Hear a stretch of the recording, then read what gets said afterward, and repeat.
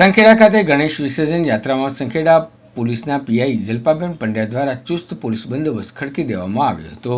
સંખેડા ખાતે શાંતિપૂર્ણ માહોલમાં ગણેશ વિસર્જન પૂર્ણ થયું હતું. સંખેડા અને બાદરપુર ગામના 30થી વધુ ગણપતિજીની પ્રતિમાનું સંખેડા ખાતેથી પસાર થતી અરસંગ નદીમાં વિસર્જન કરવામાં આવ્યું હતું. ગણપતિ બાપ્પા મોરિયા પુડિયા વર્ષી રોકરિયાના ગગનભેદી નારા સાથે શ્રદ્ધાપૂર્વક ગણપતિ બાપાની મૂર્તિનું અરસંગ નદીમાં વિસર્જન કરવામાં આવ્યું હતું. ગણપતિ વિસર્જન દરમિયાન કોઈ અનિચ્છનીય બનાવ ન બને એ માટે તંત્ર દ્વારા સંખેડાના કુશળ તરવૈયાઓ નદીએ હાજર રાખ્યા હતા. સંખેડા અને બાદરપુર ગામના મુખ્ય બજારમાં વિવિધ યુવક મંડળ દ્વારા ગણપતિજીની વિસર્જન યાત્રા યોજાઈ હતી.